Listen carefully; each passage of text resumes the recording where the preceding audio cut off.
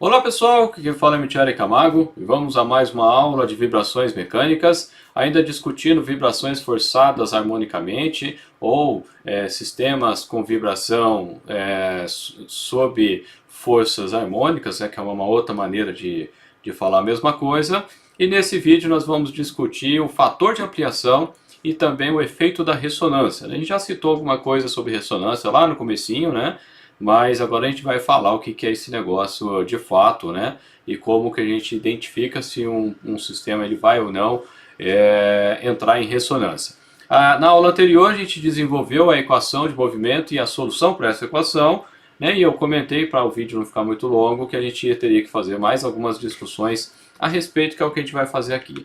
Antes da gente começar, né, eu te pergunto se você já baixou, né, o material gratuito, que é justamente as apresentações das aulas, né, tem um link na descrição do vídeo, e também gostaria de te convidar para nos seguir no Spark. O Spark é um aplicativo de celular que você pode nos seguir lá, tem o link na descrição. E como é que ele funciona? Digamos que você só quer estudar, só quer receber informações nossas relativas a vibrações. Então você segue a nossa trilha de vibrações, né? Então quando eu fizer qualquer atualização de vibrações você recebe. Se eu fizer de resistências materiais você não vai receber nada, né? Então é uma maneira de você selecionar só os assuntos que você tem interesse de estar recebendo. Bom, vamos lá, né? A gente chegou então na solução geral, na aula anterior, que x de t, quando a gente fala solução geral, é que eu posso descrever a posição de x no tempo, né? Então x de t é igual a x0, que é a posição inicial, então digamos que aqui é o ponto central, né? O meu sistema ele oscila em torno desse ponto central, e eu estou, por exemplo, no t igual a 0 a 3 milímetros, né? Então 3 milímetros é o meu x0. Então fica x0 menos f0, que é a amplitude da força máxima, né? A força máxima de harmônica, né? Lá da força harmônica, dividido por k menos m ômega ao quadrado. A gente viu também uma maneira alternativa, digamos assim, de escrever essa mesma equação, que era f0 dividido por k, dividido por 1 menos a ômega dividido por ômega n. Né? Então, da onde que vem essa equação? Se eu dividir isso aqui por k, né, fica f0 sobre k, aqui fica 1, m dividido por k é o inverso da frequência angular natural, então eu posso jogar aqui para baixo, que é onde vem o ômega n aqui. Como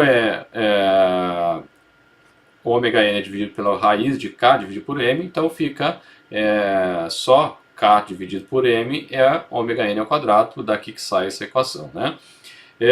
E qual que é a vantagem de escrever isso? Porque o ômega dividido por ômega n é o próprio R, que é a razão de frequências que a gente vai falar daqui a pouquinho.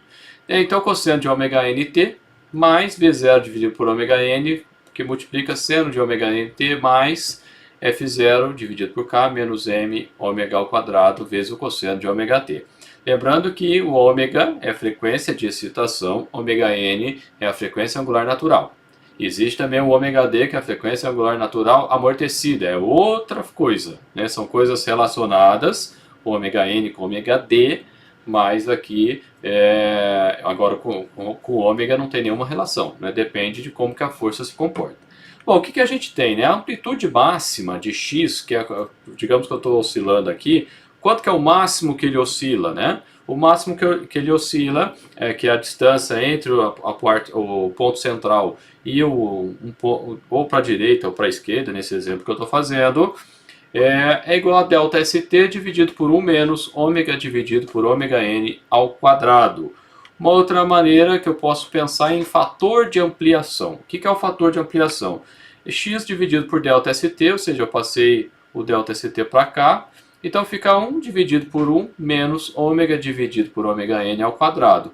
Ômega dividido por ômega n é o fator R, que é a razão de frequências. Então, aí vem a pergunta, né? E daí eu com isso, né? O ômega, essa relação de frequências, ela que vai nos dar se eu vou ter ou não ressonância. E aqui o que a gente tem, né?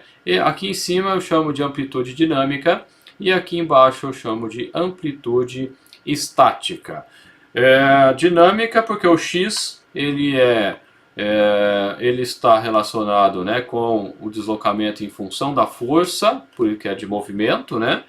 E o ΔST, quando eu aplico uma determinada, só o peso, digamos assim, o próprio peso é capaz de causar uma deformação. A gente falou alguma coisa disso nas aulas anteriores.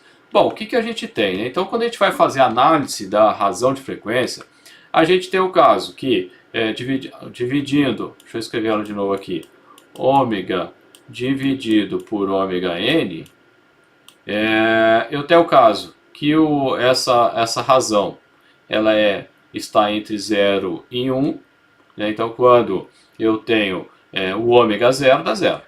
Quando eu tenho o ômega n maior do que o ômega, ou seja, a frequência natural ela é maior do que a frequência de excitação, eu tenho um valor aqui menor do que 1, e aí eu vou ter um determinado comportamento. O segundo caso é quando o R ele é maior do que 1. Né? Então, quando o ômega é maior do que o ômega n, eu vou ter o caso que ele é maior do que 1. E o terceiro caso, óbvio, é quando eu tenho o R igual a 1. Quando eu pego o sistema e eu ploto esse sistema, jogando essas informações, a gente vai ter esse gráfico. Né? Quando eu faço o gráfico de x dividido por ΔST, aqui no eixo x eu coloco o ômega dividido por ômega n, o que, que a gente percebe? Eu tenho, para casos aqui, onde se o ômega é igual a zero, a amplitude máxima vai estar igual ao ΔST. Né? Então o valor dá 1, né, da deformação estática. À medida que eu vou aumentando esse valor, antes de chegar a 1, ele vai aumentando. Isso quer dizer que a amplitude dinâmica ela é maior, né, do que a amplitude estática. E aí quando eu chego no ponto 1, ele tende a infinito. Então essa linha tracejada ela é a tal da assíntota, lá que a gente estuda lá em cálculo, né? Cálculo 1, se não me engano. E aí essa curva, quando eu continuo, né? Tende aqui, se eu for aplicar o limite, né? Então eu teria o valor infinito, né? Para o valor de x dividido por ΔST. E aí eu vou lá para o outro lado, né? Então eu vou lá para o menos infinito, né? O valor vai lá para menos infinito. E aí ele vai decrescendo até chegar próximo aqui do eixo x, aqui, que é o R, que é o ômega dividido por ômega n. E aí, aí vem a pergunta, e daí, né? E daí que quando eu tenho essa situação entre entre 0 e 1, o meu sistema ele vai, digamos, ele vai ampliar mais, né, a força vai, digamos que a deformação estática seja 3 milímetros. E aí eu estou num determinado valor intermediário e vai para 6. Então ele fica oscilando em torno de 6. Agora, à medida que ele vai chegando próximo de 1, ele vai ampliando a vibração. Então ele começa um pouquinho, vai aumentando, aonde eu tenho um gráfico semelhante a esse. Ou seja, eu começo com a vibração pequena, ele aumenta, até que o equipamento quebra. Então o efeito de ressonância ele é bastante crítico, né? Principalmente em máquinas rotativas de alta rotação. Então só que aí o pessoal não fala de ressonância, né? O pessoal fala de velocidade crítica. Velocidade crítica, no caso é a rotação crítica, é aquela velocidade ou rotação, que a gente pode velocidade angular ou rotação, que são relacionados, né, através do 2π. Então a velocidade de rotação, ou simplesmente velocidade, quando ela chega próximo da velocidade aonde eu tenho a frequência angular natural, eu vou ter esse tipo de ampliação. Não sei se você já reparou, alguns tipos de máquina, quando você desliga, às vezes está lá em alta rotação, um esmeril, por exemplo. Você desliga, o que é esse tchá-tchá-tchá-tchá que eu estou mostrando aqui? É justamente quando ele chega na ressonância. Aí o equipamento vibra, ele dissipa até mais energia. Como é um equipamento relativamente simples, o esmeril, motorzinho de esmeril, você não vai ter maiores consequências. Mas no equipamento grande, no equipamento de alta responsabilidade, você vai ter problemas sérios. Né? Então, a ressonância é exatamente esse ponto. Quando eu tenho o ômega igual ao ômega n e eu tendo a ter a minha amplitude a infinito.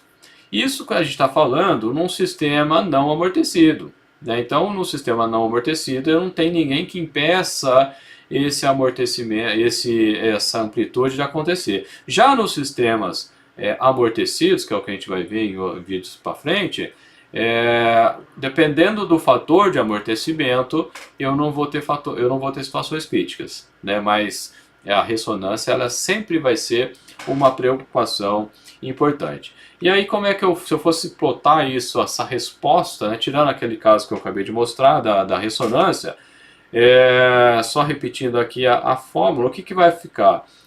Eu vou ter o valor da amplitude aqui, né, de deslocamento.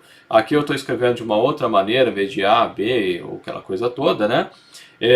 Eu vou ter que o x de t ele vai ser, né, a amplitude máxima do meu movimento, mais a contribuição, digamos assim, da força de excitação harmônica. Dessa forma, eu teria essa vibração aqui, ó, menor, né? Aqui essa ondulação, e por conta da força ele fica oscilando em torno dessa oscilação maior, né? Então a solução geral ela vai ficar oscilando em torno dessa oscilação como se eu não tivesse o sistema forçado. Então, no sistema que a gente já estudou, o sistema livre, o que acontece? Ele seria essa linha mais suave. E como eu tenho a força aplicada, então ele fica oscilando aqui.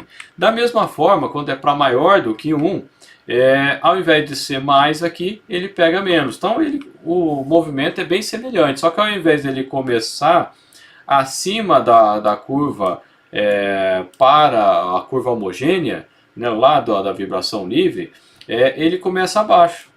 Mas a oscilação ela é muito semelhante, né? Aqui está claro que eu estou em escalas diferentes, né? Aqui está mais e aqui está uma escala diferenciada. Mas o resultado é similar, só que ele começa para baixo e não começa para cima. O que eu quero dizer isso? Digamos que o meu sistema ele comece aqui, né? Ele vai oscilar.